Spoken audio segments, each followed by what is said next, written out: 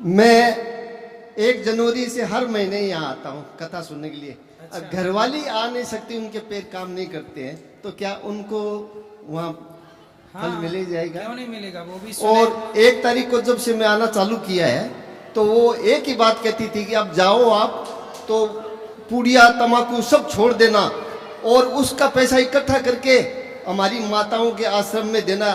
तो हम 5,000 रुपये हर महीना मैं माताओं के वाह, उनके लिए देता हूँ मैं। और जब तक मैं रहूँगा, मेरा ये प्रण है, जब तक मेरे शरीर में जान रहे कि मैं हर महीने यहाँ आता रहूँगा, माओं की सेवा करता रहूँगा। वाह, खुश रहिए। तो मैं सभी लोगों को कहता हूँ कि गुरुजी जब इतने माओं की सेवा करते हैं तो अपना भी फर्ज बनता है कि हम उनके सहयोग करें जी, सबका। बहुत सुंदर। और दूसरी बात, इनका फल इतना अच्छा मिला मेरे को गुरुजी जी कि पिछले महीने में एक बंदर ने मेरे को बहुत जोर से काट लिया था। मैं जीवन मौत से लड़ा हूं और मैंने इन माओं को याद किया तो इन माओं का आशीर्वाद से आज मैं यहाँ खड़ा हूँ। वाह। तो ये बहुत माँ की दुआ कभी खाली नहीं जाती, ये बात भगवान से भी टाली नहीं जाती, इसलिए भगवान भी माँओं का आशीर्वाद नहीं टाल सकते। तो ये आपका बहुत बहुत आशीर्वाद है गुरुजी। तो मैं आज यहाँ खड़ा हूँ तो आपका आशीर्वाद से, माओं के आशीर्वाद से खड़ा हूँ। खुश रहिए। राधे राधे। राधे राधे गुरुजी, आपके श्री चरणों में दासी का कोटि कोटि प्रणाम। जी गुरुजी, जब से मैं सत्संग सुनने लगी हूँ मेरा जीवन पूरी तरह से बदल चुका है। मुझे आपकी कथा से बहुत कुछ सीखने को मिला। मेरा जीवन अंधकार से प्रकाश की ओर चला गया है गुरुजी। जब लॉकडाउन के बाद से मैं आपकी कथा सुन रही हूँ, पहले मुझे शिमला घूमना पसंद था बट अब मुझे वृंदावन बहुत पसंद है। पहले मुझे पिज़्ज़ा बर्गर पसंद था पर अब मुझे माखन मिश्री पसंद है। मेरा पूरा चॉइस, मेरी पूरी लाइफ आपने बदल दी गुरुजी। मेरा प्रश्न ये है कि गुरुजी, जैसा हम सब जानते हैं कि प्रहलाद जी को भगवान विष्णु ने बचाया था खंभे से प्रकट होकर, लेकिन दुर्गा चालीसा का जब हम पाठ करते हैं तो उसमें लिखा है कि धरियो रूप नरसिंह को अम्बा, प्रकट भई फाड़ कर खंभा, रक्षा करी प्रहलाद बचायो, हिरण्यकश्यप को स्वर्ग पठायो। तो ये इसका मतलब, ये उंगली कितनी है? 5। और ये हाथ कितने हैं? 1। एक हाथ में उंगली कितनी है? क्या गुरुजी? एक हाथ में उंगली कितनी है? 5। तो ये एक ही हाथ में 5 उंगलियां हैं। जी गुरुजी। उसी तरह एक ही नारायण, उन्हें देवी कहो, शंकर कहो, विष्णु कहो, उन्हें गणेश कहो, सूर्य कहो, तो एक ही कभी देवी के रूप में प्रकट हो जाते हैं। देवी नरसिंह बन गई, कोई अलग बात नहीं है। नारायण नरसिंह बन गए क्योंकि नारायण ही शक्ति के रूप में प्रकट होते। कहते ना राधा और कृष्ण एक हैं। जी गुरुजी। तो लक्ष्मी नारायण भी एक हैं, दूसरा कोई तत्व ही नहीं है ना बेटा। जी। व्यवहार में दुर्गा है, व्यवहार में नारायण है, पर मूल में नारायण और दुर्गा लक्ष्मी एक है, 2 तत्व नहीं है। जी गुरुजी। तो चाहे दुर्गा नरसिंह बन के आए ऐसा हम कहें, चाहे नारायण नरसिंह बनकर आए, बात एक ही है। कान ऐसे पकड़ो या ऐसे पकड़ लो। और गुरुजी, मेरा दूसरा प्रश्न ये है कि आपने भागवत में बताया है कि श्रीमन नारायण के नाभि से कमल उत्पन्न हुआ था और कमल से ब्रह्मा जी के भृकुटी से शिव जी का प्रकट हुआ है। तो मैं अगर किसी से ये बात बोलती हूँ तो वो कहते हैं नहीं, ब्रह्मा के कोई पिता ही, शिव के कोई पिता नहीं है। उन्होंने पढ़ा नहीं होगा, भागवत जी पढ़ लें। वो लोग मुझे ही झूठा बना देते हैं गुरुजी। कोई बात नहीं, किसी के झूठा बनाने से सच थोड़ी झूठ कहते हैं कि तुम्हें ज्ञान ही नहीं है, तुम फालतू में, तुम गलत लोगों का साथ कर रही हो, संगत कर रही हो, तुम्हें क्या नॉलेज है? ऐसा है। इसकी एक छोटी सी कथा आपको सुनाऊं। जी गुरुजी। एक बार एक चीता और गधा बोला कि ये घास लाल है। चीता बोला नहीं, घास तो हरी है। गधा बोला नहीं, ये घास लाल है। चीता बोला नहीं नहीं, ये घास हरी है। अब दोनों में हो गई लड़ाई। गधा बोले घास लाल है, चीता बोले कि घास हरी है। अब दोनों बोले कहाँ चलें? बोले जंगल का राजा शेर है, चलो शेर के पास चलते हैं कि भाई साहब आप निर्णय करो। तो दोनों गए शेर के पास। शेर से पूछा कि भाई बताओ कि ये घास लाल है कि हरी है। तो गधा बोला कि शेर साहब घास लाल है। चीता बोला नहीं, घास हरी है। तो शेर बोला कि हाँ हाँ गधा ठीक कह रहा है, घास लाल है। अब गधा खुश हो गया, देखो मैं जीत गया, मैं ठीक कह रहा था ना कि घास लाल है, देखो शेर भी वही कह रहा है।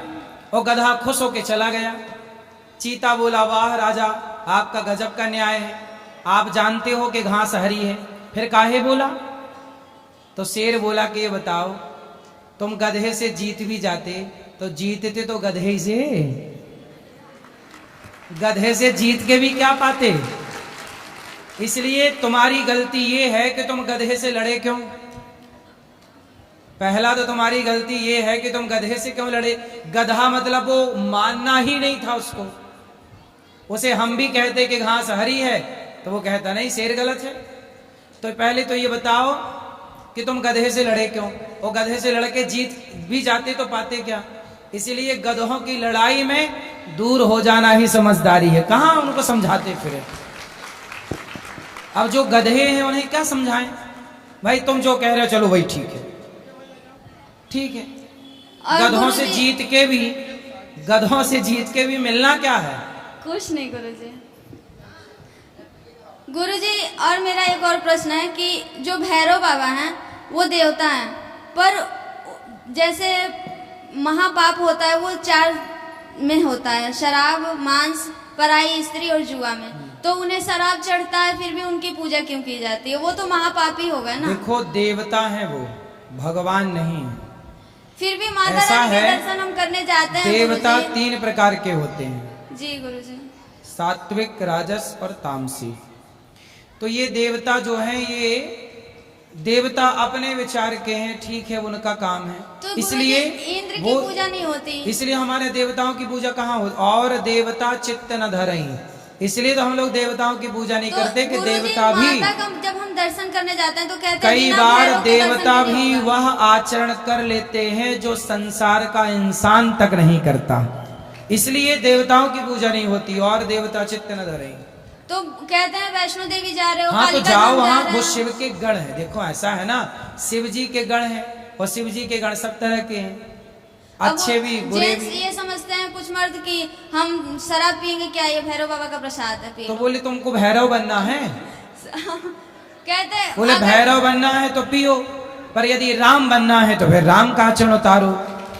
तो राम भी तो हैं, राम का आचरण करो ना, भैरव जी का आचरण क्यों करना। अगर हम किसी को शराब पीने के लिए मना करते हैं तो वो कहते हैं कि हम शराब पी रहे हैं फिर भी हमारे अंदर इतनी फुर्ती है, तुम तो कुछ नहीं पी रही हो तो तुम बीमार रहती हो, शराब पीने से फुर्ती आता है। तो उनको सलाह दिया करो फिर नहाओ भी उसी से, अच्छा है, क्या करोगे। पीने दो, समझाना हमारा काम है, नहीं समझना समझना लोगों का काम। गुरुजी नारियों के सम्मान के विषय में मैं 4 लाइन बोलना चाहती हूँ। कहो। मैं स्त्री हूँ, मैं नारी हूँ, मैं कली हूँ, मैं फुलवारी हूँ, मैं दर्पण हूँ, मैं दर्शन हूँ, मैं नाद हूँ, मैं गर्जन हूँ, मैं बेटी हूँ, मैं माता हूँ, मैं बलिदानों की गाथा हूँ, मैं श्रीमद् भगवत गीता हूँ, मैं द्रौपदी हूँ, मैं सीता हूँ। पुरुषों की इस दुनिया ने मुझे कैसी नियति दिखलाई, पुरुषों की इस दुनिया ने मुझे कैसी नियति दिखलाई। कभी जुए में हार गए, कभी अग्नि परीक्षा दिलवाई, कभी अग्नि परीक्षा दिलवाई। कलयुग हो या सतयुग इल्जाम मुझी पर आता है, कलयुग हो या सतयुग इल्जाम मुझी पर आता है। क्यों अंधेरी सड़कों पे चलने से मन घबराता है। मैं डरती हूँ, मैं मरती हूँ जब सफर अकेले करती हूँ, मैं डरती हूँ, मैं मरती हूँ जब सफर अकेले करती हूँ। डर का साम्राज्य बढ़ता है, कोई साया पीछा करता है। मेरी मुट्ठी बन जाती है, मेरी दिल की धड़कन बढ़ जाती है, मेरी मुट्ठी बन जाती है, मेरी दिल की धड़कन बढ़ जाती है। अंधेरे में उन हाथों ने मुझे बाहों में भींच लिया, एक ने मुंह पे हाथ रखा, दूसरे ने आंचल खींच लिया। नारी के सम्मान को मिलकर तार तार सा कर डाला और मर्यादाओं के आंचल को फिर जार जार सा कर डाला। मारा है मुझे, पीटा है, बालों से मुझे घसीटा है, फिर बर्बरता के उन सारी सीमाओं को तोड़ दिया, उन अंधेरी सड़कों पर मुझे अकेला तड़पता छोड़ दिया। सन्नाटे में चीख रही थी खून सी लथपथ वो काया, सन्नाटे में चीख रही थी खून से लथपथ वो काया। सबने तस्वीरें खींची पर मदद को कोई आगे ना आया, मदद को कोई आगे ना आया। कोई बचाओ, कोई बचाओ, कोई बचाओ, चीख चीख कर चीख भी मुझसे रूठ गई। जब होश में आई तो समाज की बातें सुनकर टूट गई। परिवार की बदनामी होगी, परिवार की बदनामी होगी, सब यही मुझे समझाते हैं। ये आजकल के लड़के हैं नौजवान, थोड़ा सा बहक ही जाते हैं, थोड़ा तो बहक ही जाते हैं। अरे भूल जाओ, जो हुआ वो उसे भूल जाओ। ये लड़के हैं, ये तो बच ही जाएंगे। तुम लड़की हो, दुनिया वाले तुम्ही पे उंगली उठाएंगे, दुनिया वाले तुम्ही पे प्रश्न उठाएंगे। क्यों कोई नहीं था साथ में, क्यों निकली अकेली रात में, क्या गहने थे, क्या छोटे कपड़े पहने थे। प्रश्नों के इस भूल भुलैया में, प्रश्नों के इस भूल भुलैया में सच्चाई कहीं खो जाती है, प्रश्नों के इस भूल भुलैया में सच्चाई कहीं खो जाती है। सब कुछ भूल जाओ ये कहने वालों, क्या तुम्हें शर्म नहीं आती, क्या तुम्हें शर्म नहीं आती है। कैसे भूलूं उन रातों को, कैसे भूलूं उन रातों को, मुझे छूते उन हाथों को। कैसे भूलूं उन तकलीफों को, कैसे भूलूं उन चीखों को, कैसे भूलूं उन दर्द को। मेरे शरीर पे लगे चोट तो कुछ दिनों में ही भर जाएंगे, मेरे शरीर पे लगे चोट तो कुछ दिनों में ही भर जाएंगे, लेकिन मेरे मन की पीड़ा सारी उम्र साथ रह जाएंगी, सारी उम्र साथ रह जाएगी। राधे राधे गुरुजी। सुंदर, एक सुनो, माइक दो। अच्छा, इतनी सुंदर आपने कविता सुनाई, इसके लिए तालियां। गुरुजी अभी और है, बाद में सुनाना उसको, पर जो कविता सुनाई ना उससे एक सवाल खड़ा हुआ। जी गुरुजी। और वो सवाल ये है, आप बताओ, दुर्योधन सही था, द्रौपदी की साड़ी उतार रहा था, दुशासन, तो दुशासन सही कर रहा था कि गलत? गलत। किसकी गलती थी इसमें? दुशासन की। दुशासन की। क्या दुशासन की माता गांधारी की गलती नहीं थी, जिसने संस्कार देना भूल गई अपने बेटे को? जी गुरुजी। केवल दुशासन गलत है कि गांधारी भी गलत है? गांधारी भी गलत है। इसलिए जहां कविताएं नारी के लिए कही जाती हैं, उस कविता में एक बात जरूर जोड़नी चाहिए कि यदि पुरुष बिगड़ा है तो आप माताओं का धर्म था कि 4 थप्पड़ मारते नालायक को, और 4 थप्पड़ मार के नारी का सम्मान करना सिखाते। क्यों नहीं करेगा? बचपन से हर बेटे को हर माँ सिखाए कि नारी का बेटा सम्मान कर, माँ के रूप में कर, बहन के रूप में कर, बेटी के रूप में कर, और रास्ते में मिलने वाली हर लड़की का नारी के रूप में सम्मान कर, बहन के रूप में सम्मान कर। हर माँ 4 थप्पड़ इस बात के लिए मारे कि तू नारी का सम्मान क्यों नहीं करता। यदि हर माँ, आप आज लड़की हो, कल आप माँ बनोगी, आपका बच्चा होगा, उसे 4 थप्पड़ इसलिए मारना कि वो नारी का सम्मान करना सीखे। हर बेटे को 4 थप्पड़ पड़ना चाहिए इस बात के लिए कि तू नारी को गलत दृष्टि से क्यों देखता है, किसी बहन बेटी पे गलत कमेंट क्यों करता है। चौराहे मोहल्ले पे खड़ी लड़की जा रही है, लड़के 4 बैठे हैं, लड़की को कुछ भी बोल दिया। ट्रेनों के अंदर, बस स्टैंडों में, जहां मौका मिलता है, कुछ लड़के आते हैं और स्त्रियों को, लड़कियों को गलत जगह पे टच करने का एक भी मौका नहीं छोड़ते। वो लड़के कौन है? वो लड़के भी किसी माँ के बेटे हैं। मैं हर उस माँ से, जो माँ अपने आप में एक स्त्री है, हर उस माँ से प्रार्थना करता हूं कि आप अपने बेटे को यदि नारियों का सम्मान करना सिखाया होता तो इन कविताओं की जरूरत ही ना पड़ती। गुरुजी, अगर लड़की के साथ कुछ गलत होता है, घर में या बाहर में, आजकल तो लड़कियां घर में भी सुरक्षित नहीं है, बाप भाई के सामने भी सुरक्षित नहीं है, तो अगर लड़की ने बता दिया तो उसे वहीं चुप करा दिया जाता है कि बेटा चुप हो जा। ये गलत है, ठीक है, परिवार की बदनामी होगी, उसका चुप साथ देना चाहिए। तो लड़की ने बर्दाश्त करना सीख लिया। जब लड़की बर्दाश्त करने लगती है तब लोग कहते हैं कि तुमने बर्दाश्त क्यों किया, तो फिर भी लड़की गलत है। और जब लड़की आवाज उठा दे उस पे, उसका विरोध करे, तो भी उसको गलत साबित कर दिया जाता है। सही कह रही है, समाज की हालत है।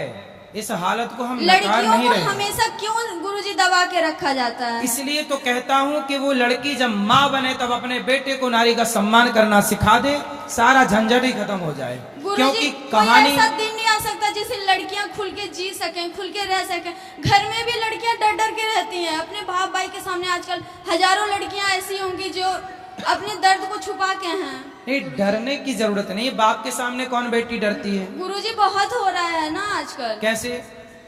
सर, पिता ही बेटी को बेटी नहीं समझ रहा है, उसके साथ दुर्व्यवहार हो जा रहा है। बाप ही बेटे के साथ दुर्व्यवहार करता है। क्या व्यवहार करता है बाप? मेरे पिताजी नहीं, दूसरी दुनिया की बात करो। क्या दुर्व्यवहार करते हैं पिता लोग? अब गुरुजी गलत व्यवहार कर देते हैं। अच्छा जी गुरुजी, आजकल हो रहा है ऐसा, बहुत मैंने सुना है। मतलब पिता अपनी बेटी के साथ गलत जी व्यवहार? गुरुजी। तो आपके कोई जानने पहचानने वालों के साथ हुआ है ऐसा? जी गुरुजी। हुआ है। इसलिए शास्त्रों की मैंने एक बात कही थी तो लोगों ने मेरा विरोध किया था। नहीं गुरुजी, आप A to Z हर बात सच करते हैं। जो मीडिया वाले आपके पीछे पड़े हुए हैं, मैं उन्हें आपके माध्यम से बता दूं कि अगर उन्हें मेरे गुरुजी की बात गलत लग रही है तो वो दिल्ली मेट्रो स्टेशन के सामने जाके टॉयलेट के सामने मात्र 10 मिनट खड़े होकर देख लें कि उन लड़कियों की हालत क्या है। घर से ऑफिस जाने के वक्त और ऑफिस से घर आने के बाद गुरुजी ड्रेस घर से कुछ और पहन के आती हैं, बाथरूम में जाती हैं कुछ और पहन लेती हैं, और ऑफिस में जाती हैं जॉब करने, फिर जॉब से आती हैं फिर ऑफिस में चेंज कर लेती हैं। तो ये क्या है गुरुजी? इन लड़कियों की औकात तो 2 कौड़ी की है बस, मैं तो इतना कहूंगी। गुरुजी, आप बिल्कुल सच कहते हैं। हर बात विरोध करने वाले मीडिया वाले आपके पीछे पड़ गए, पता नहीं उनको क्या जलन मच रही है आपसे। सनातन का विरोध करना है कुछ लोगों को, बस वो कर रहे हैं बेचारे अपना काम।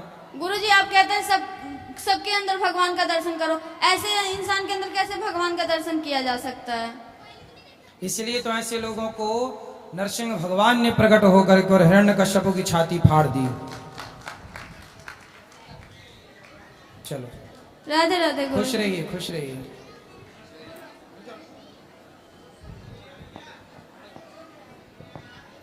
श्रीमन नारायण प्रभु जी। जी प्रभु जी, आप सब के द्वारा ही माइक पास। दिव्य ज्ञान की प्राप्ति होती है। ये भारत भूमि जो हमारा है, ये सनातन धर्म की भूमि है। साधु संत महात्माओं के द्वारा हमारे धर्म की रक्षा होती रही है।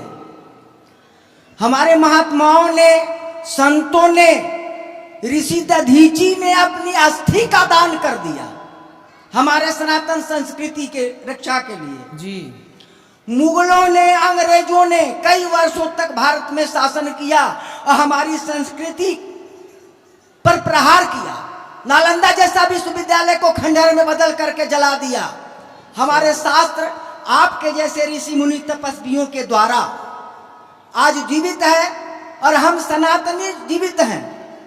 सनातन धर्म की रक्षा के लिए प्रभु श्री राम ने सुपनेखा का नाक काट लिया व्यभिचार शब्द के कारण। सही है। द्रौपदी के चीर हरण के लिए महाभारत हो गया। जिस समय आपने, मैं गुरु पूर्णिमा के अवसर पर यहाँ आया था और ये बातें सुनकर मैं रात दिन बेचैन रहा, रात में नींद नहीं आई कि मैं कब गुरु जी के पास जाऊं। आपने जो कहा महिलाओं के लिए या लड़कों के लिए या पुरुषों के लिए, भारत में कौन ऐसा स्कूल है, कॉलेज है, कार्यालय है, सरकारी पदाधिकारी हैं, बड़े बड़े ऊंचे ओहदे पर जो महिलाएं बैठी हुई हैं, वे शिष्टाचार सभ्यता के साथ जो है वस्त्र का धारण करते हैं। आपने कहा तो भारत में वैलेंटाइन डे नहीं चलता था। सही है। ये अंग्रेजों का देन है, विदेशियों का देन है। हमारे देश पर तो ये विदेशी कल्चर है, पर आजकल लोग भारत में थोप रहे हैं इस कल्चर को। हमारे देश पर प्रहार करने के लिए वे सक्षम नहीं है। इसलिए हमारे धर्म के द्वारा, हमारे बच्चों के द्वारा संस्कार, बच्चों को संस्कार विहीन कर रहे हैं। सही है। आज जो है पार्क जो बना था, हम बुजुर्गों के लिए बना था कि वहां बैठे, कीर्तन करें, घूमें, कम से कम स्वास्थ्य ठीक रहेगा। आज शर्म आती है पार्क में घुसने पर हजारों हजार लड़के और लड़कियां अश्लीलता को प्रदर्शित करते हैं। सही है। मीडिया वाले आपके पीछे पड़ गए। हमारे धर्म की रक्षा करने के लिए आप लोग आगे हैं। वो मीडिया वाले उन पार्कों में जाके देखना नहीं चाहते, देखना नहीं चाहते हैं और जो है सदा जो है उसको हमारे धर्म के पीछे किसी न रूप में हरास करने की ओर लगे हुए हैं। दो चार आप लोग जो हैं हम लोगों को प्रवचन करके जागृत कर रहे हैं, हमारे बच्चों को जागृत कर रहे हैं, हमारे बेटियों को जागृत कर रहे हैं। आपने कोई गुनाह नहीं किया है देश की रक्षा के लिए, धर्म की रक्षा के लिए। सही है। लिव इन रिलेशन की बात है तो हमारे यहाँ लिव इन रिलेशन की कोई प्रथा कभी भी नहीं रही। सही है। आदि काल में लिव इन रिलेशन को कहा जाता था कि रखनी रखा। क्या? रखनी रखा जाता था। रखनी, पत्नी के अतिरिक्त एक और महिला, दो महिला रख लिया, रखनी। बाल बच्चा पैदा हो गया, पिता का नाम नहीं दिया, उस औरत को, उस बच्चे को जीविकोपार्जन के लिए कुछ जगह जमीन पैसा दे दिया, पिता का नाम नहीं दिया। सही है। जैसे अंग्रेजों के यहाँ होता है कि पिता का नाम नहीं है, माँ है, कहे वो से बच्चा पैदा कौन हो रहा है, माँ का नाम दिया जाता रहा है स्कूलों में, कॉलेजों में, विदेशों में। तो मैं कहना चाहता हूँ कि मैं बुजुर्ग हूँ। सही है। और देश की रक्षा के लिए, धर्म की रक्षा के लिए हमारे युवकों को जागृत होना पड़ेगा। जी। हमारे झारखंड रांची में हिंदू युवा संघ की स्थापना हो चुकी है। आपके साथ इस तरह की बातें जो मीडिया वाले ने किया है उसके बाद जो है काफी जागृत हो गई है। घर घर जाकर के गीता का पाठ पढ़ाया जा रहा है। जी जी। और जो क्लबों में वैलेंटाइन डे में लड़के लड़कियां जो बगीचे में पाए जा रहे हैं, उद्यान में पाए जा रहे हैं, उनको पटक करके पीटा जा रहा है। अच्छा, कौन पीट रहा है? लड़के लोग। हिंदू युवा संघ है, आरएसएस वाले लोग जो हैं, बच्चे हैं। अच्छा, जो मेरी बात से जाग गए वो